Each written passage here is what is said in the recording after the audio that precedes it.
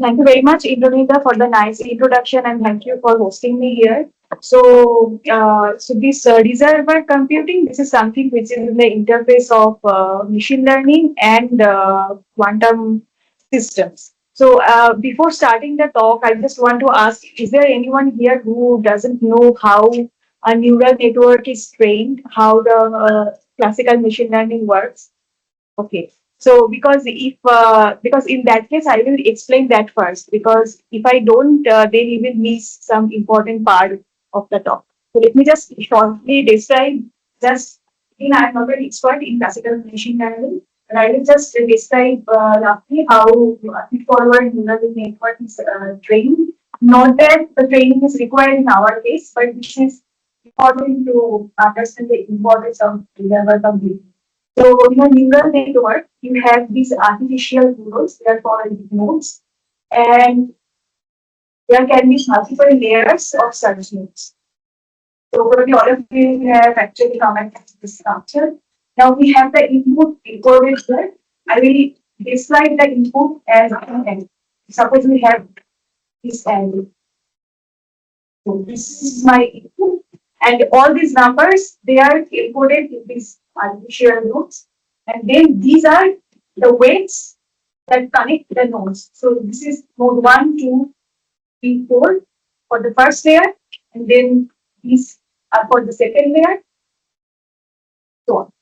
So now this node, I will call it 1, 1. This, the weight I will call it W1, 2, and W1, 3. So if it is there, because these are for connecting the first layer and the second, we call it 1 here. So now basically this is a matrix, as you can see. So if this is called suppose it's 0, and we call the vector here as x1, then x1 will basically be w1 into x0. And then here you can have x2, here you can have x3, basically which is the number. This matrix here, this will be a rectangular matrix because there is reduction in the row number. So now our x2 will be w2, x1, x3 will be w3, x2. Can you see the board? So finally, if you write x3 in terms of x2 and x1, this is basically just a matrix multiplication, right? So W3, W2, W1, x0. So basically, you have applied a linear transformation on your input. And this x3 here is, you want it to be your level of your input, not necessarily level, you can call it your desired output. This is your input, this is your neural network, and in the output of your neural network, you're not considering a bias. Yeah, so I will talk about it. There are bias functions inside. Because this is linear function, this is too simple because in real world cases, we cannot expect that the output will be a linear function of your they are in general much more complex. The output should be a complex function of your. That is why in these layers you add some nonlinear. So, for example, you can add a nonlinear function of the of the input in this pair x1, and you can do it similarly for all other layers. So this function adds the nonlinearity to the hidden layers. This nonlinear function you can take some other functions and do, and then you update these weights because these are basically the numbers that you update, and then updating these weights is called training the that you can do by finding an error function between your actual output and your desired output. So that is called something called loss function. So suppose your desired output is extremely big and the actual output is this. This will be the loss function. This is for one input, but actually you calculate it for a batch of inputs. and then you update these weights by doing calculating the gradient of the loss function with respect to all different weights there, and then you update. I mean that part is a little more involved, but I'm not going there. The point of discussing this was that the non-linearity is very important. Because if you do not add the non-linearity here, you see that the network does not perform well. Now this is about neural network, but probably I should have started from something similar, which is called a linear integration. So in linear integration, you want to so if your output is y, you want, so this is the variable that you want to predict, and then your input, you have again this loop here, but now you have to predict just these weights which you can apply to all your.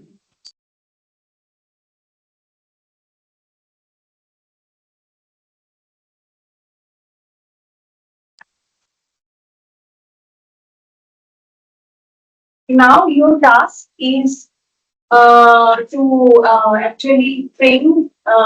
actually find these W's.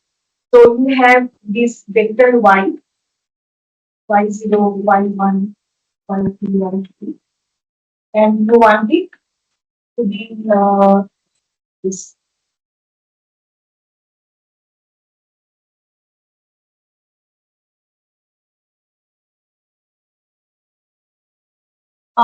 So this is called linear regression. So what happens in linear regression? You can do it only if these data points x0, x1, x2, x3, they are linearly separable. So I just do this.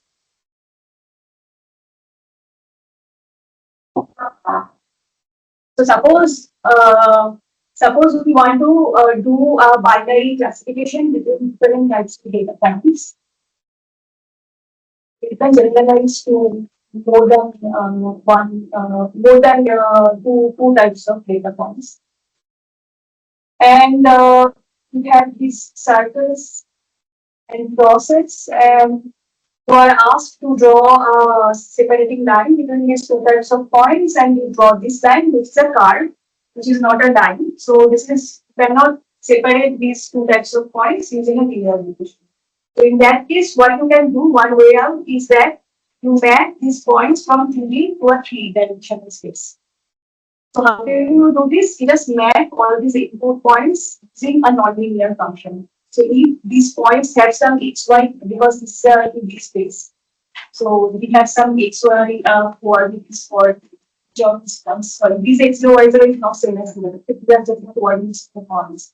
Then you can define a function a of x and y, and you can define the z coordinate to be a function of this function. And we say it's a nonlinear function. So you just map these points to a high dimensional space. Now we have two coordinates. If you do that, you will increase the probability of finding a line or a plane, because you are now in a 3D. You increase the probability of finding a plane that will separate these two types of points. So this is called a linear regression. So again, here I just wanted to point out that this nonlinear function, it actually facilitates the classification of the points. So these two examples were just to emphasize on the role of nonlinearity, and also how we are invert the actual. So now I will start the actual talk. So this was about classical machine learning, and when I talk about quantum machine learning, it mainly means doing the machine learning task using a quantum system. So there is a parallel approach in which you can use tools from classical machine learning to do quantum tasks. That is a different approach. Usually, when you say quantum machine learning, it means building your architecture with quantum systems. Now, there are two again separate approaches. One is the quantum circuit-based approach, and this is called variational quantum circuits. This is a book where I just wanted to show this book because it's very good for starting to learn about variation of quantum circuits. And then there is another parallel approach where you can use an analog quantum system, just the dynamics of any quantum field. And some examples of this approach will be reservoir computing and Hopfield networks. So again, variational quantum. So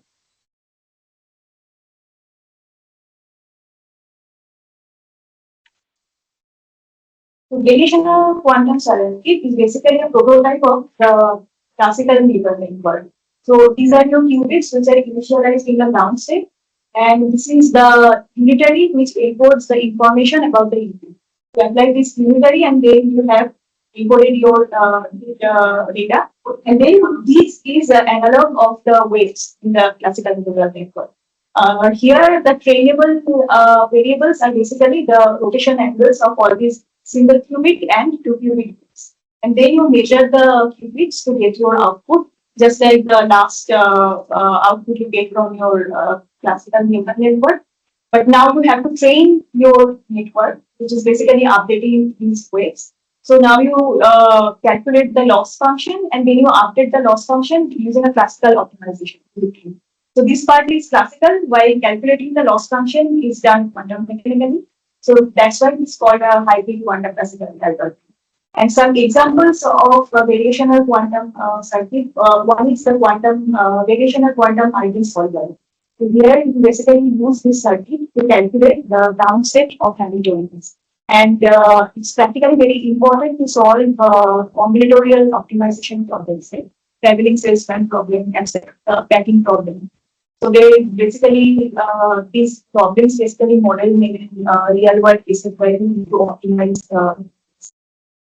So variational quantum circuits. So it is QAOA, quantum approximate optimization algorithm, is a special type of variational quantum circuit.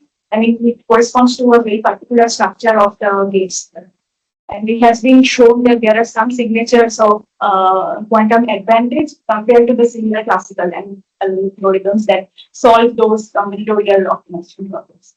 And the other thing is, of course, you can do this, you can use the circuit to construct quantum analogs of classical national architectures. You can bring the quantum convolutional neural network, you can build quantum generative adversarial networks, you can also build quantum recurrent neural network, which is basically a special type of reservoir network. But now this architecture has some serious goals. So one is, of course, the existence of local minima, which you can find in classical neural networks as well. And the other thing is called barren network. So when you have a large number of qubits here and a circuit which is very deep, as well as the circuit is completely random, then you will find that for a large region of the parameter space, the gradient of the loss function with respect to these parameters actually vanishes. And if you remember, this classical optimization is actually done by calculating the gradient of the loss function.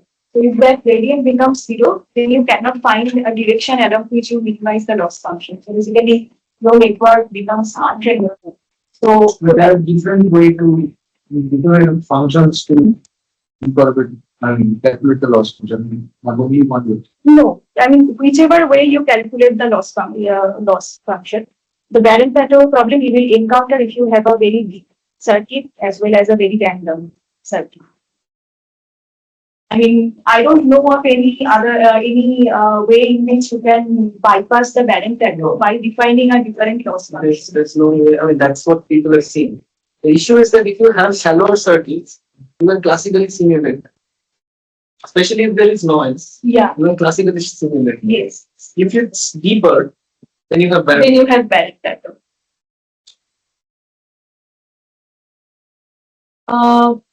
Now I will just discuss some strategies to remove or bypass the barren plateau problem. One is the warm start.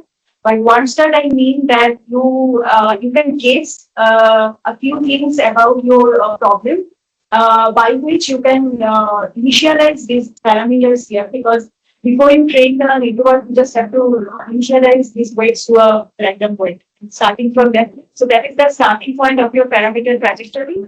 And then you finalize, and then you get the minimum point. So you can choose those starting points in a clever way so that you are close to the actual mean. So this is called a warm start. And for example, if you have these three-way algorithms here, this quantum approximate optimization algorithm, it has been observed that if you optimize the parameters of this variational quantum circuit, then actually you can apply to other problems as well. That will give you a very good value of the approximate solution. So basically, that's what we call the parameter transfer. You optimize it for one instance, and then you start and you use those parameters to initialize the circuit for the other problems. So this is just to highlight one of our recent works where we actually use the transfer lining of the parameters to optimize the maximum. The other way is to make the quantum circuit less random and more problem specific. For example, if you move some symmetries of your data set, for example, you have images to classify, and then you know that the levels of the images are invariant if you rotate them or reflect them. So the images can change themselves, but the levels will remain same. So that is called level symmetry. And if you take into account those level symmetry, you can you will construct something called equivalent neural network. So that will not be a random circuit. You just feed those symmetries into these bits here to make the circuit less random. And in that case, actually, you can you can bypass the arithmetic problem provably. I mean, your loss. You can prove that your loss translates. Yeah, that. But then there is another. So this is again two of my same works where. In the first work, we actually investigated how the data embedding actually decides the performance of the equivariant network. And in the second work, we constructed the network for permutation equivariant states. But the problem is that it has been also shown that if you have a problem specific circuit, sometimes you can actually simulate it classically. So, so there is this issue there. It's not clear exactly where the quantum speed up comes in relation to quantum circuit. So now I will come to reservoir computing. So reservoir computing is this parallel approach where you do not need to necessarily use a universal quantum computer or a quantum circuit. So this is basically a supervised machine learning algorithm for time series prediction. So in this slide, everything is about the classical reservoir computing. So this is inspired from echo-state networks and liquid-state machines. So these are basically two earlier architectures of reservoir computing. And sometimes the echo-state networks is synonymously used with reservoir computing. So this is the schematic diagram of an echo-state network. So you have these input nodes. This is the reservoir, which is a collection of large number of nodes, and this is the output node. These are the weights through which you introduce your input. These are the weights connecting the nodes here. This is the output weights. Now you can see that one big difference is that here the nodes are randomly connected. I mean, it's not like the feed-forward structure I draw here, where the information flowed from left to right layer and then to the final layer. Nodes are randomly connected, so information can flow in direction.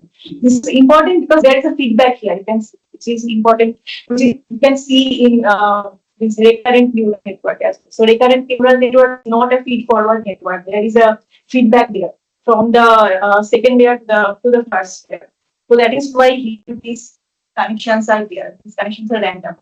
Then the next thing is it retains the memory of past inputs. And why is this? Just one thing, especially Yeah.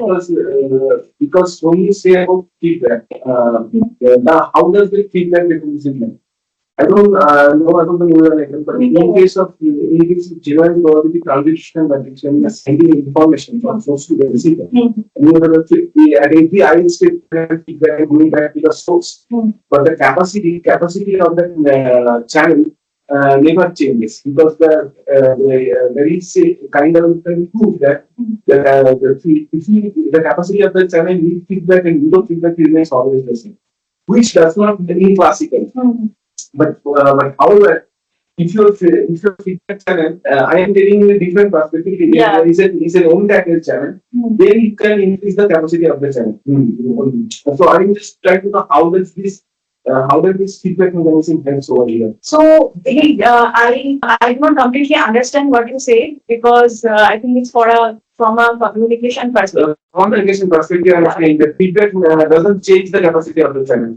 So here basically feedback means that this at any time the state of the node here is dependent on its state at the previous state. That is simply what feedback means. So in recurrent neural network also, if we draw the structure of a recurrent neural network, It's a normal then that both there is.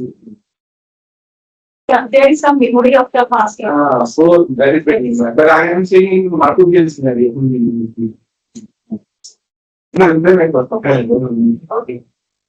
So in the hiding case, you know how to update the weights. Once you get to the final output, and then you decide, okay, in this direction through calculation of either is gain or loss. We want to take this loss, so you decide.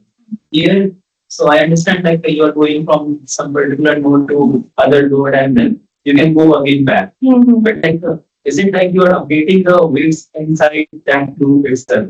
So here we don't update the weights. So that is why that is what I will come to. But if you talk about recurrent neural network, this updating of weights backward, it becomes more complex than feed forward neural network. Again, I'm not an expert in classical machine learning, but I know that in recurrent neural network, it's very challenging to actually, when you have this feedback, it is challenging to actually update those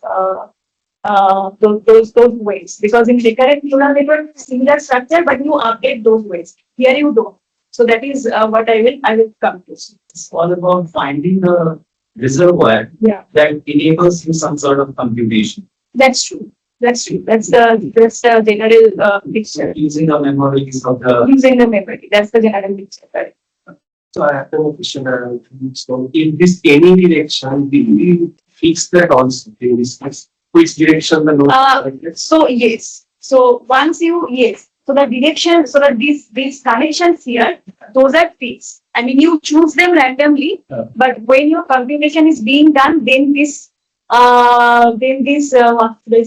construction should not change. Your reservoir should remain in the same. I mean, these connections here, that should not change when your computation is being done, when your reservoir is being trained, as well as in the inference stage. So here two learning. One is on the weights and the connections also in this model. So in this model, you do not learn the weights. So these weights here, you do not learn them. So that is not supervised. No, it is still supervised. Supervised means that in the training stage, you have data points which are labeled. Here you still need labeled inputs, but you do not need to train. I will come to that. It is still not here because I am not finished. Is the number of nodes in the reservoir finite or infinite? You can, in principle, like in quantum systems, if you take a quantum harmonic oscillator, it in principle has an infinite dimensional Hilbert space. So you can call it a reservoir with infinite number of nodes. But it's not infinite, then why from the Yeah, so that is, I think this reservoir term comes from directly from the classical machine learning. In classical machine learning, they call it a reservoir because it has large number of artificial nodes. And large here does not necessarily mean that it has to have infinite number of. Yeah, I mean in quantum mechanics, by infinite, by reservoir we usually mean bath or something like that, which has infinite number of modes or. But here that is not the case. Does not has to be an infinite function system. It's saying that the weights are fixed, but they are not movable. That's what you're saying. Right? Yeah, it is a black box. So you don't necessarily need to. Yeah, in that sense, it is like a path because it's not necessarily movable. Okay. But you're saying it may not be infinite. Yeah, it may not be infinite. Okay, so it retains memory of the past inputs, and then the function of the reservoir is basically to map the input to a high dimensional nonlinear space. So this is why I just wanted to make this point clear. This is why I actually explained all the nonlinear and mapping this to a higher dimension. So what it does is that you don't teach this network the nonlinear function by training the weights. You don't do that. What you do is that assume that the dynamics of the nodes is so complex that these inputs, when you introduce it here, it automatically gets mapped to a very high dimensional and nonlinear space so that it becomes linearly separable. So when it becomes linearly separable, you can just use a linear regression. You don't need to train the weights. The weights are fixed for each input. The weights are fixed for each input, but then in the output, you just do a linear regression. So basically, this is the layer that you only train. This is very simple compared to updating all the weights by calculating the gradient of the loss function. So this is the USP of the reservoir computer. And then, okay, sorry. So these are just wanted to point out two of the initial words that introduce classical reservoir computing. So you train only this layer by using a linear regression and these weights remain fixed. Fast training and good performance if you have a very large and complex reservoir. And the important thing is you do not necessarily need to take these artificial nodes. You can take any physical system, like you can literally take bucket of water. I think bucket of water is basically the surface of the water in a bucket. You can use that as a reservoir. You can take nuclear spin. So this field is called physical reservoir computing. So now, what is quantum reservoir computing? You just replace your classical reservoir with a quantum dynamical system. So this is my input. This is the time ordered input. Okay, maybe I should say a few things about the input here. So by time ordered inputs, I mean some series of data which is correlated with time. So for example, you can have the data of your weather after every 12 hours. So you can record those data, and then your task is basically time series prediction means you have to predict the weather after 2 days. Or you have stock market data and you have to predict the stock market. So things like that. So that is what is called time ordered inputs. And this is discrete, and SI means the input at ith time. This is the quantum reservoir with fixed parameters, and this is the time evolution equation. So at the ith time, the state of the reservoir will depend on the input at that time state as well as the state of the reservoir in the previous time state. Why? Because this state has the memory of the previous inputs, which is important for time series prediction. So this is a Liouvillean. I have written a Liouvillean because in general the time evolution of the reservoir is open. It's not a closed system. So now you measure the quantum system, and then you have this measurement outcomes stored in an array. So this is an array because you can have more than one observable.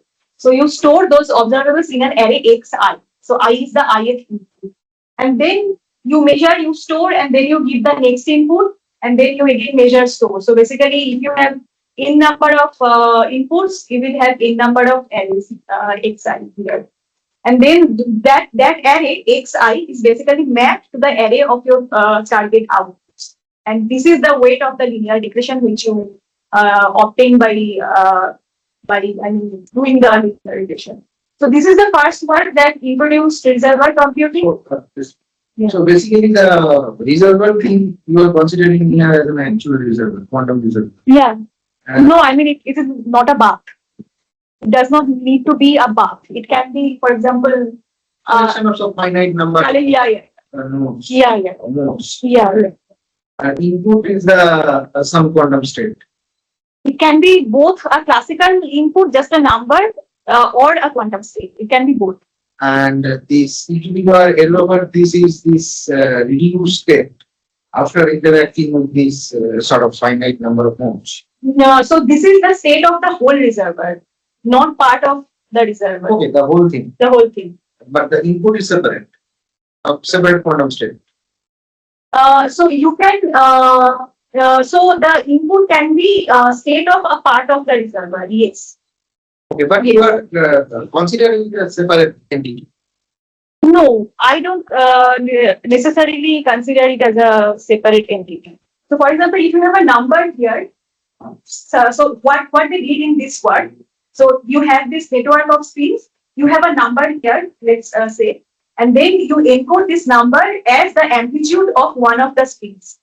So you initialize the state of the speed with that number. So if the number is s, then you have root s 0 plus root 1 minus s 1. When you initialize the qubit with that state, you initialize the rest of the speed in an arbitrary state. So you evolve it, you measure all the qubits, you store it. In the next step, you reset the activity. So you trace out the system and this state of the reservoir you initialize. Okay, what do you measure on that singled out qubit or the You can do single out or all. I think it's better to measure all the qubits because your information has traveled to other. But the question that I have is that suppose if you think of it as a pin system, Yeah. and you kind of, let's say you set one of the spins to your x, or whatever it is input. Yeah. So then if at least delta t is large, Yes. this is expected to thermalize, right?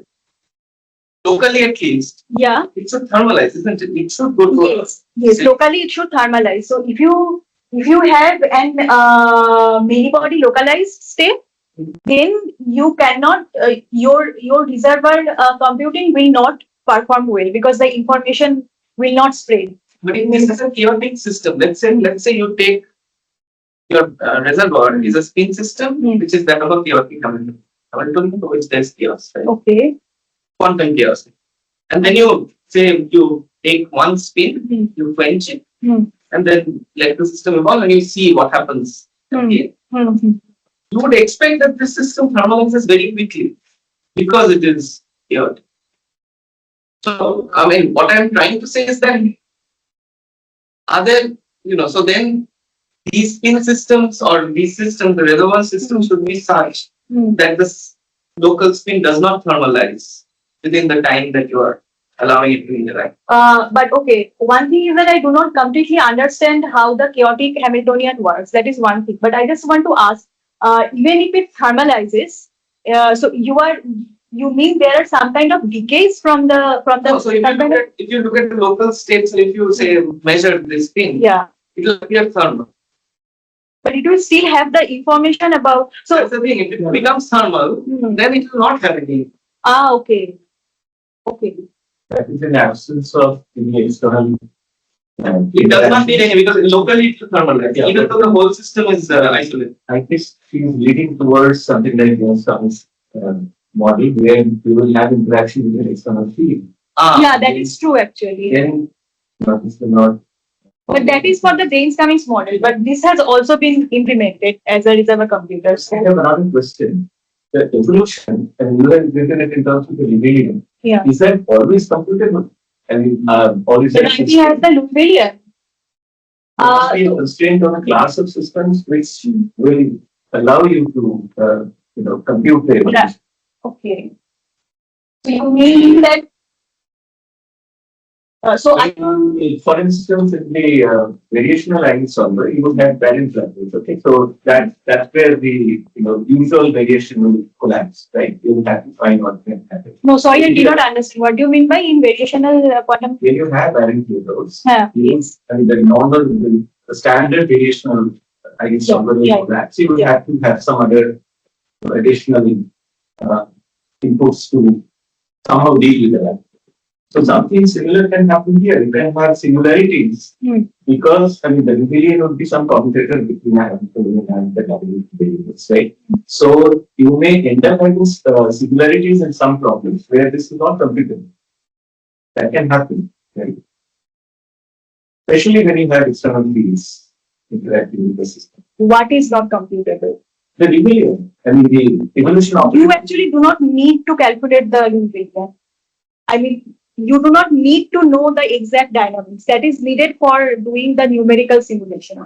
When you actually in practice want to do reservoir computing, you do not need to have exactly all the information about your reservoir. If you have it, then it's good because then you can tune your parameters of the reservoir to reach where a region where reservoir computing works with. But in general, the dynamics you do not need to calculate the Lubelian. That is not required. You just need to measure the output, the qubits in the output, or any other if you are measuring a mode. So it's not necessary that you have to know exactly how the system evolves in time.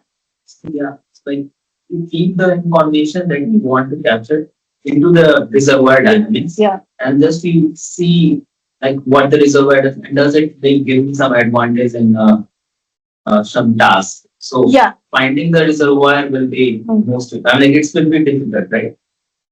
You mean exactly how the reservoir works? No, because then I'm just I don't know, since I don't carry out the calculation about the dynamics of the reservoir. Then for some particular which reservoir I should choose. Yeah. That It's is really random. This is true. This is true. I mean, you try to choose a system which you know has a complex enough dynamics, has some kind of non-linearity, and you want it to be large, reasonably large, not very small. So that is how you choose your reservoir. But this is a good question. Like exactly how you want which Hamiltonian, if you talk about quantum system, which Hamiltonian works better than the others. So that is an open question. So that is being investigated. I do not have an answer right now. So of course you can, one thing you can do, you can look at the complexity of the dynamics of the Hamiltonian under that Hamiltonian. So there are different ways you can look at the complexity. So the complexity of the Hamiltonian will decide which reservoir will work good or not. But about Shantanov's question, I actually don't. I don't have a clear answer. Maybe shouldn't, like, so you take Hamiltonian for which it doesn't. Okay, yeah. So in this case, the Hamiltonian was just a disordered spin networks. But spin, like, I think like quantum spin or classical spin, like in the sense like. No, quantum spin, transfer spin. But this Jij, they were random. And then after this work, it was done using a network of quantum harmonic oscillators. And they used the Gaussian states of quantum harmonic oscillator to do the reservoir computing. And there is another variant of reservoir computing. I just wanted to mention it. This is called extreme learning machine. And here you do not necessarily use the memory of the past inputs. So this extreme learning machine you can use for inputs which are not time correlated. For example, you have just taking the set of images where you need to do this caps and log classification.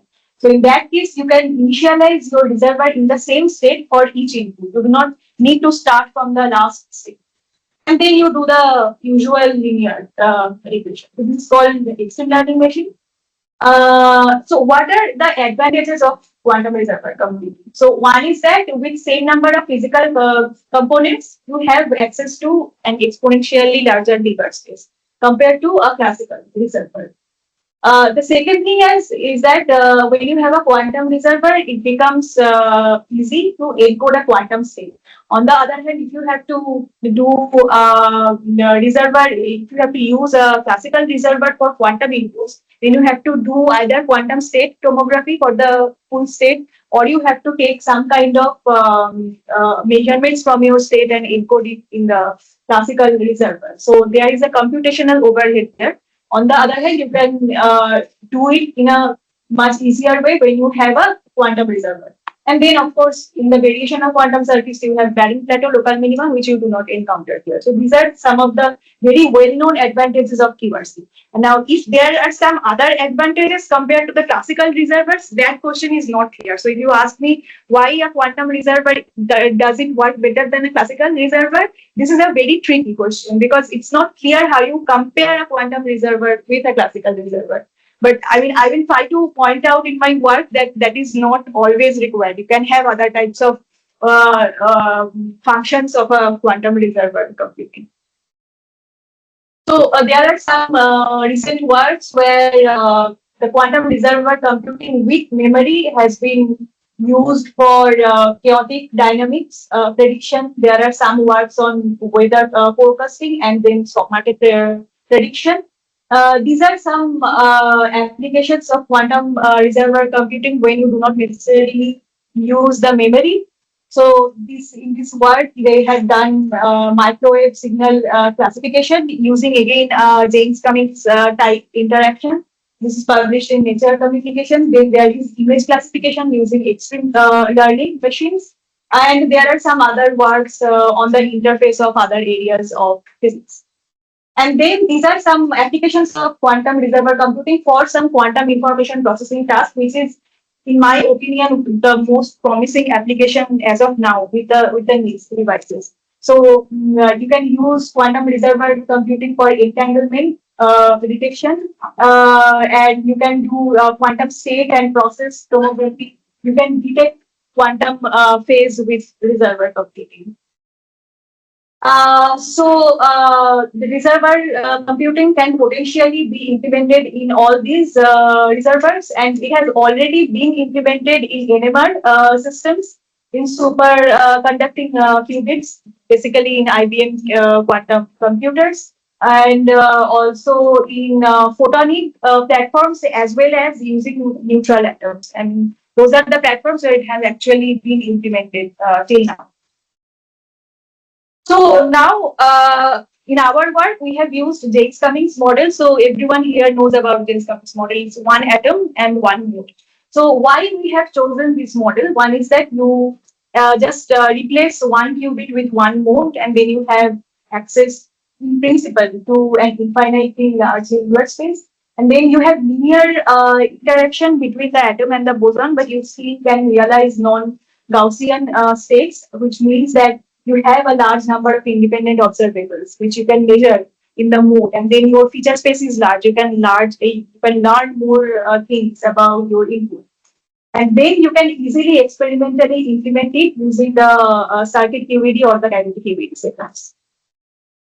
So this is my setup. So this is the qubit inside cavity. This is the separation between the two energy levels. This is the frequency of the mode. This is my input, and this is encoded using a bosonic driving field. And then we also have added an atomic driving field, which is again not necessarily for all reservoirs, but I will discuss that. So the input is encoded in the amplitude of the bosonic driving field. This is beta I. This is the input, and then the bosonic driving field has frequency omega 1, and the atomic driving field has amplitude alpha and frequency omega 2. And we assume that there are photon loss from the bosonic mode, so kappa is the rate of the photon loss. And we measure only the bosonic mode, and we construct the higher dimensional moments of the bosonic operators. And then some of these operators are, of course, not Hermitian, and in that case, you can take the real and imaginary parts separately to form the. It's very difficult to do, right? You have to do, yeah, classical. That you have to do classical. As hard as probably tomography. Like to get all the modes, you need like how many modes?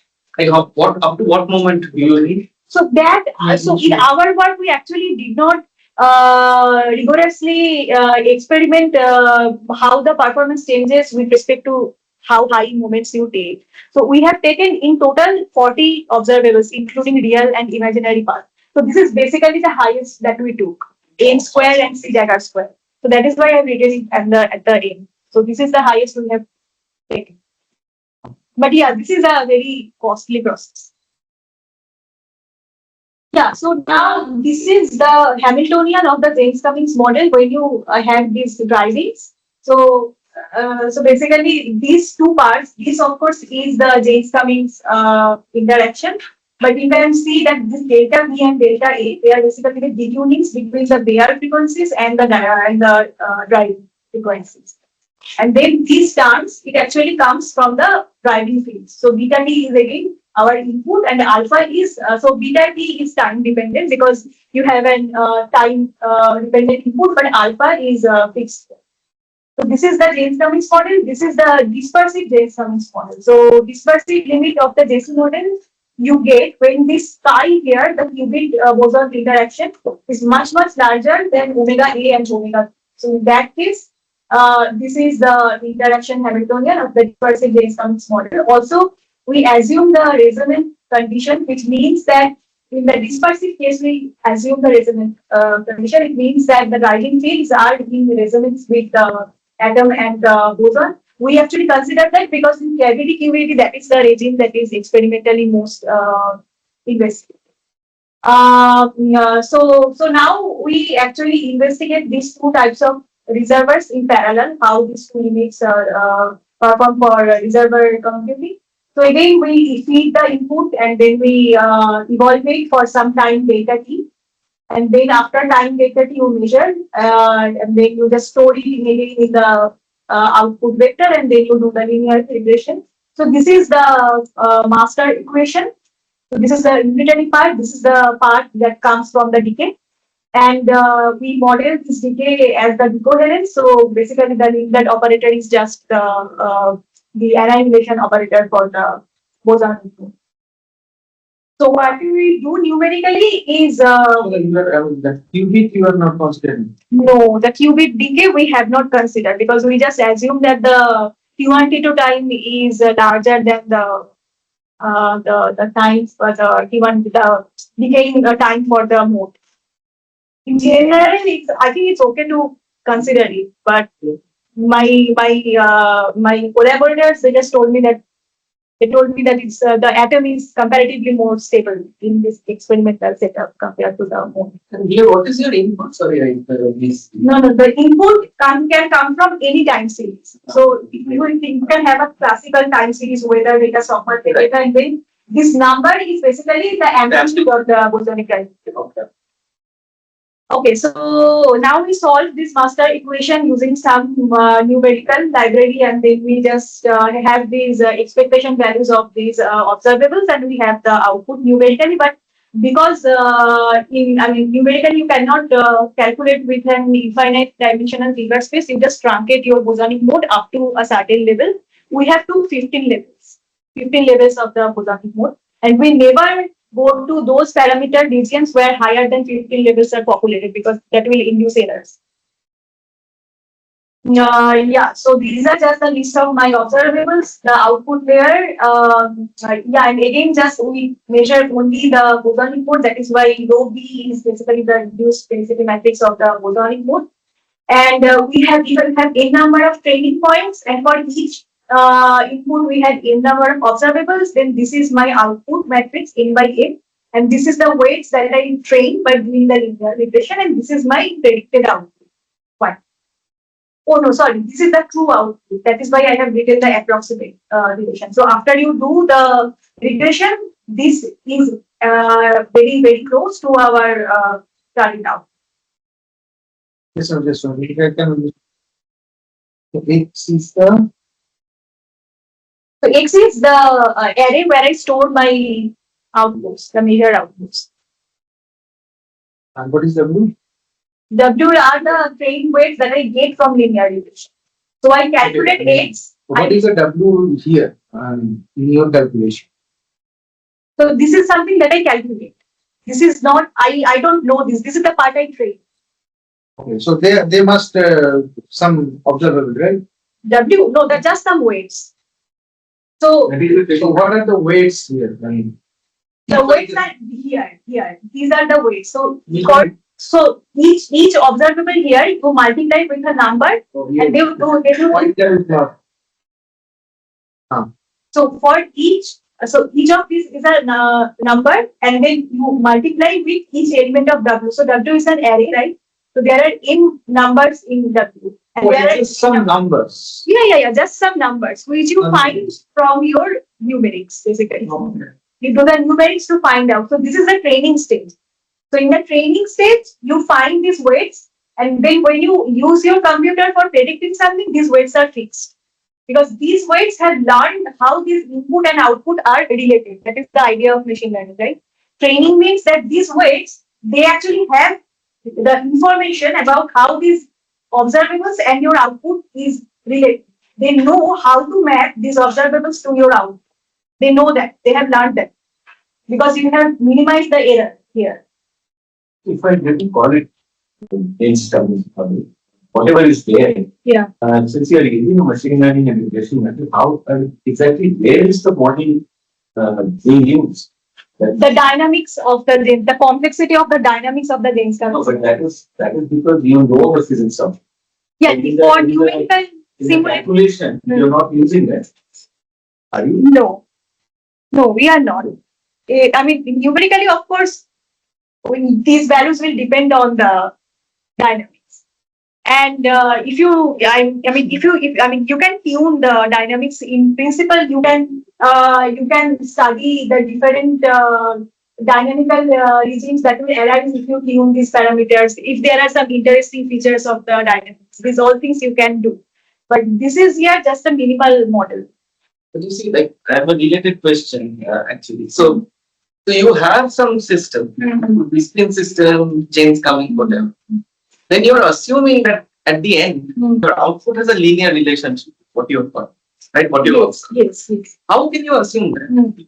Right? This, like, I don't have an intuition. I'm not getting an intuition as to why I should do that. Yeah. So because this the state of the so I will just show you in the next slide, because that I have in my next slide. Okay. So I'll just keep this and we come back to this later.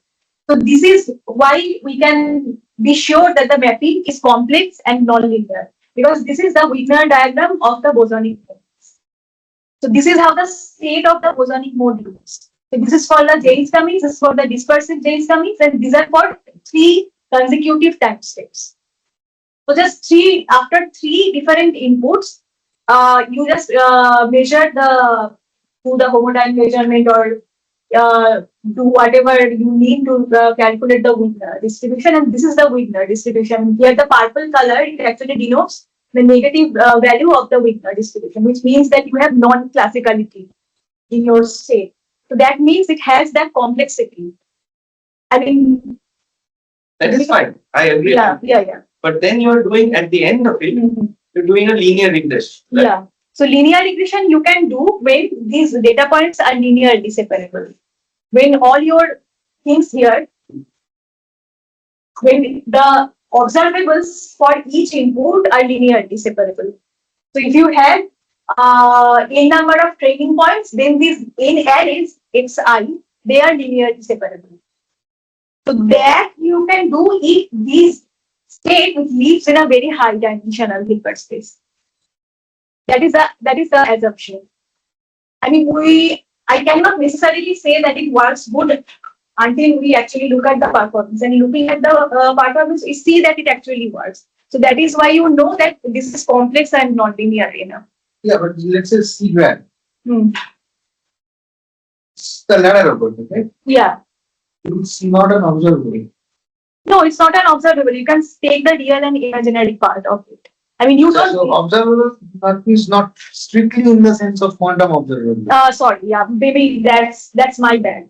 So basically, you measure the x and p homodynamic measurement, and then from here you calculate these classically. You cannot, of course, observe this. They can be non-linear also. So these things that you measure. Yes.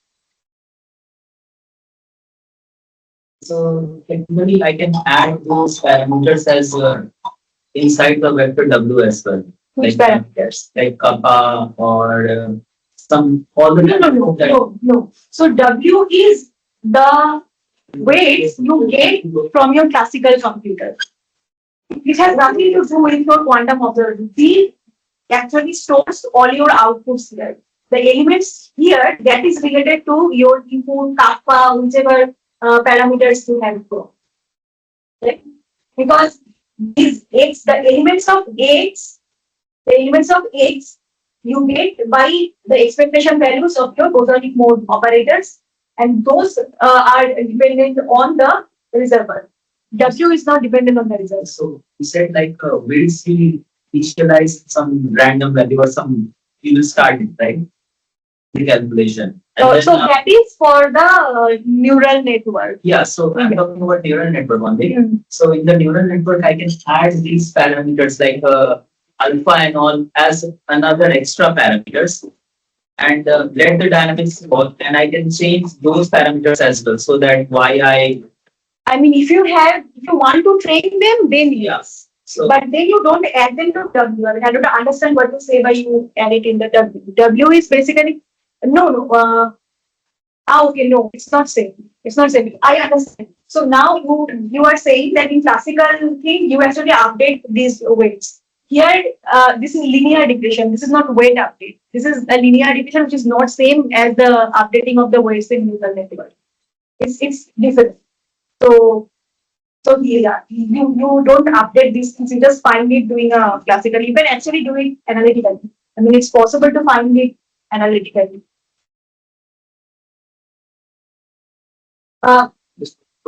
So I to express this y in terms of all those readouts, where I can do that. I am doing the learning to have this process only. Yeah, so basically you have to find W, which is basically x inverse y. I mean, you can assume that inverse exists, so then you take pseudo. I mean, while calculating the deviation between true output and the expected output from this machine, so I have to express the output in terms of all those readouts. Because this thing. Yeah, your output is expressed in terms of all the readouts. Yes. Okay. Yes. So basically, this is the readout. Mm-hmm. So these are your weights, these are your outputs, and this is the expression of the output with respect to the. Uh, so here is so we just look at the winner distribution to see if it has enough complexity, and this is the non-linear. So here we have plotted the sum of our outputs with respect to the varying strength of the input, the varying strength of the amplitude of the bosonic radiation. So here you can see that this observables has a non-linear behavior, which actually gives us the non-linearity required for the machine learning. And this slide I skip, so let me just tell you. So this is something called time multiplexing. Basically, instead of measuring once at the end of delta T evolution, you just measure it at m at a v number of intermediate points of this time evolution, just to collect more observables for one fixed input.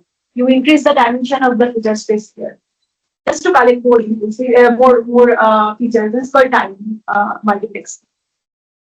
Okay, so this is how this is just to show the fading memory.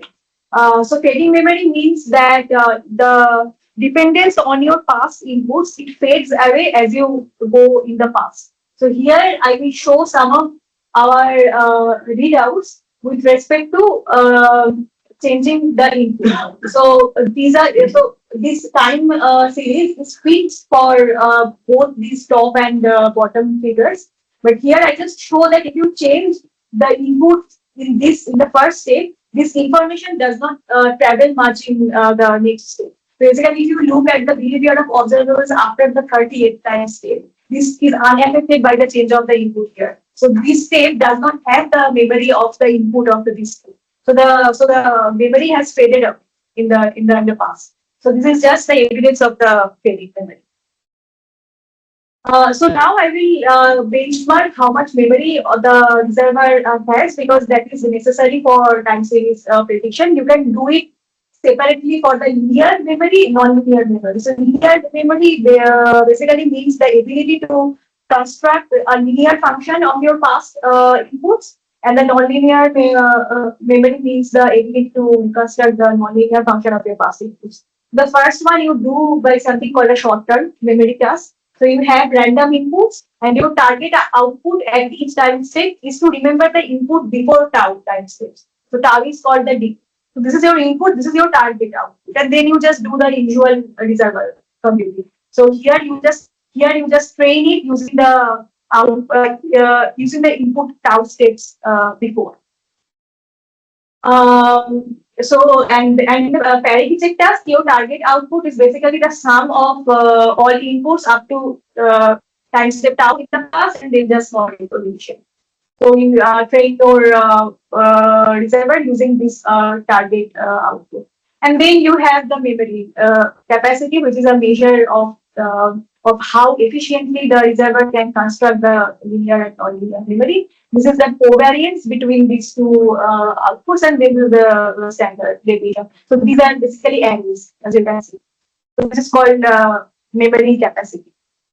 And now I have plotted the memory capacity with respect to tau. So you expect that as you increase tau, the memory will decay. The reservoir will not remember inputs from far in the past. So these red cards corresponds to our Jaynes-Cummings model. So you can see that this is for the linear memory, this is for the non-linear memory, and the non-linear memory is better than the linear one. And this result is actually something which is different from all the previous reservoirs, because all the previous in all the previous reservoirs, the linear one is actually better than the non-linear one. If we get that the Jaynes-Cummings model, the non-linear memory is better than the linear. And in the instead, I just show if we increase the time multiplexing, then you have a better capacity. So here these three cards corresponding to these fixed values of tau, 0, 1, and 2.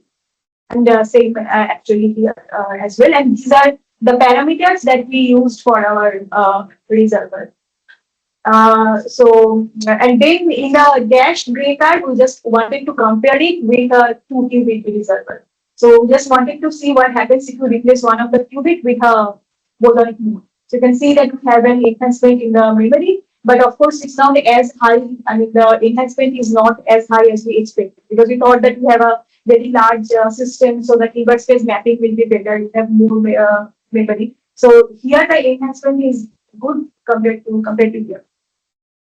And then this is for the dispersive limit of the Jaynes-Cummings model. Now in the dispersive limit, I actually I have shown here two cases separately. One is when you don't have the atomic driving field. This is alpha equal to 0. And then when you have the atomic driving field. So here you see that the memory is lower in this case. Why? Because if you look at the dispersive Jaynes-Cummings Hamiltonian, if you look at the dispersive Jaynes-Cummings Hamiltonian, if you don't have alpha, then this Hamiltonian, it cannot entangle the qubit and the boson. So the complexity is missing here. So if you have alpha equal to 0 here, if you write this Hamiltonian, so it will alpha, I mean, it's only on, it's a local entity. Yeah. But there is effect of this also. There is local Hamiltonian, but yeah. But I mean, if I write the Hamiltonian, you will see that when you switch this, so this Hamiltonian only creates the superposition of the numbers states, right? Between the number states. So then after additional to this, if you switch it on, then it will actually entangle the. Otherwise, everything within sigma z. I mean, because this Hamiltonian is a product for the two inverse space. No, but that is actually the interaction. This is the interaction of the and this act separate. And then nothing, so this alpha coefficient, so just we add on the system, nothing on the path, right? This is basically the driving field on the Atom. Only the atomic driving field. So that is why we have an enhancement of the memory here. But in this case also, you see that the nonlinear memory is better than the linear. And this observation that increasing B increases C is the same as same here as well. And then you can. I have also shown the performance for the qubit for the 2-qubit reservoir where you have this dispersive Jaynes-Cummings type interaction for the qubits. Of course, the idea of reservoir computing is that you do not touch the reservoir parameters. But I just wanted to see what happens if we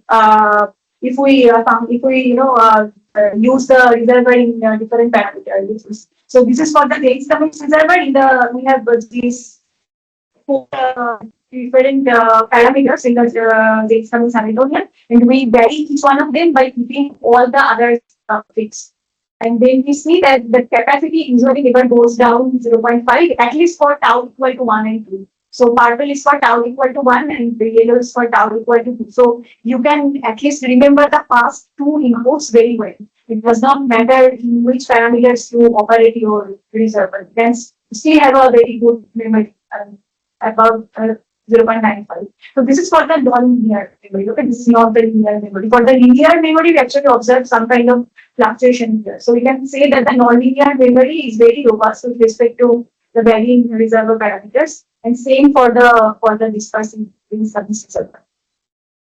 Now we are sure that our reservoir has memory, and now we will do an actual time series prediction. So for that, we have chosen the Magellan series, which is again a widely used benchmark for the reservoir computing, classical as well as quantum. So this is basically a time delay differential equation. So at any time t, the input is affected by the value of the function like tau times steps. So this is the equation that you solve, and then this, of course, the type of the solution depends on the value of the delay here. If you take the delay to be greater than 16.8, then this AC will be a chaotic function. And now we want to predict this chaotic function. So we just divide this into the train and the test. So we train for some points of the function, and then after the training we stop, we fix the weights W learned, and then we predict. And then this prediction we can do in two different ways. One is the autonomous generation. So here what you do after you train for we have trained for 1,000 points. After you train, you give the next input for the prediction, and you tell your reservoir that tell me the next point in the next time step. So it will give you the next output, but it will have some error. But what you do is you use that erroneous output as the input of the next step. So basically, at each step, you give the erroneous output from the previous step, and you autonomously generate these series. This is called autonomous generation, and because you have the accumulation of errors, you expect that after some time it will deviate. And if you can sustain this with no error for a long time, that means your reservoir is better. So what we observe in our case is that after 80 time step, up to 80, it actually matches very good with the actual nebula series. So the green one is the actual, the red and the blue one for the JC and the DJC, and up to 80 it matches very well, and then it starts to deviate. And the error for this the actual and the predicted series is calculated using the root mean square error, and this is the error that we get for 150 steps of the prediction. You can take more steps, you can take less steps, the error will depend on that. But we just benchmark it for 150 steps because that actually enables us to compare it with some previous ones. So these values of the optimized root square error, it actually matches with the state-of-the-art errors that you can get with other type of quantum reservoirs. And these are the values of these optimum parameters for which we get these values. So now we do the forecasting. Forecasting means that you do not give the erroneous output at the input. So for each input in the test step, you give the fresh input from the actual nebula series, and then you tell your reservoir to predict the output in the next step. So of course you expect that it will do the prediction task well, and then we do the same again for 150 steps, and it matches actually very well. And the root mean square error is actually one order of magnitude lower than the autonomous generation. And then we observed something very interesting. So again, we wanted to see that if there are some kind of dependence on the reservoir parameters. So for the autonomous prediction task, actually we were not able to find a certain dependence on the parameters of the reservoir. But for the forecasting, we actually saw something very interesting. So we saw that basically the root mean square error is lower when the higher levels of the bosonic mode is more populated. So if you have a bosonic mode where only few of the lowest states are populated, then you will have a higher error than the case if the higher levels are also populated.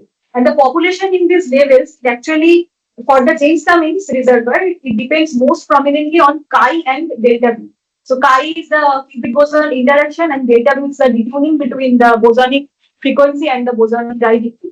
So you can see that as you increase chi, you have increasing population in the higher level. And when you increase delta B, you have decreasing population in the higher levels. So I just show this here. I just plot the root mean square error here with respect to delta B, and this different colors for different time. So this is something called a box plot. So inside the box plot, I have several of these points that corresponds to the root mean square error for different values of the other two parameters. So and then you take the median of all those points. So you can see this median line. I think it's not visible from far. There is a horizontal red line inside the boxes. So that actually denotes the median value of the root mean square error for this delta B and this chi. So we see that the error is lowest when you have higher values of chi and lower values of delta B. So basically, if you want to extract base performance from your reservoir, you have to operate them in this parameter. And then this is something it will be very interesting to actually experimentally verify. And then you have dispersive Jaynes-Cummings reservoir. Again, if we have a non-zero alpha, we see a reduction in the error for most of the times, not all times. And then in contrast to the Jaynes-Cummings reservoir, if you increase psi, then the error actually increases because you have less population in the higher levels for increasing current. So now I will just summarize. So we have seen that the Jaynes-Cummings and the dispersive Jaynes-Cummings reservoir, they provide rich nonlinear mapping of the input.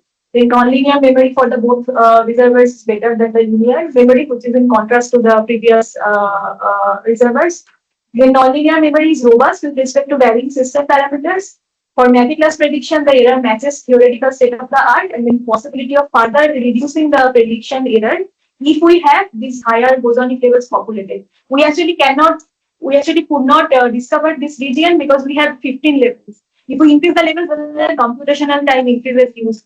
That's why we did not go into that region. But from the few calculations that we did, it actually you can decrease the error further if you have more number of levels in the bosonic mode. And then some future directions for reservoir computing in Jaynes-Cummings model. One is that you can, of course, investigate that if you introduce curve nonlinearity, some nonlinear term explicitly in the Hamiltonian, then whether it increases the memory capacity and the performance. So when we were preparing the manuscript, this was done using an experimental system. So they actually observed that the curve nonlinearity can give you a better prediction. And then you can consider multiple bosonic modes interacting with one atom or multiple atoms with one bosonic mode. And then you can, as I said, you can experimentally verify the observations that we got for the parameter. And then these are some broad directions in which quantum reservoir computing is being investigated currently. So again, one is the first question that you asked, that which Hamiltonian should I choose for reservoir computing? So this is something you can understand by analyzing the complexity of the time evolution of the Hamiltonians. And then very important is that the complexity is also dependent. I mean, not the Hamiltonian complexity, but this input-output mapping is also very importantly dependent on the role of input encoding. But I will just show you very shortly, because here you can see that you have this symmetry here in the Wigner diagram. So there is some kind of constraint. If you break this symmetry, the map will be more expressive. And you can actually break this symmetry by doing the input encoding in a different way, just to show the role of data embedding. So you can actually investigate how this data embedding is actually, and the way you measure your observables that actually affect this complexity of the input output map. And then this is probably, I think, again the most promising direction is how you can use quantum reservoir computing for different quantum information processing tasks. Because what are the advantages for classical tasks, that I think will not be clear unless you have reached fault tolerant data. I mean that is true for machine learning and the quantum machine learning algorithms in general. It's not clear, but with the NIST device we can do actually this task. For the, for example, you can try to see how quantum error correction, quantum sensing, and methodology is being done. But then again, I don't want to be pessimistic, but I think you should also actually investigate quantum reservoir computing for classical inputs as well, and otherwise we will not know if there is something or not. So yeah, that's it, and thank you very much for your attention.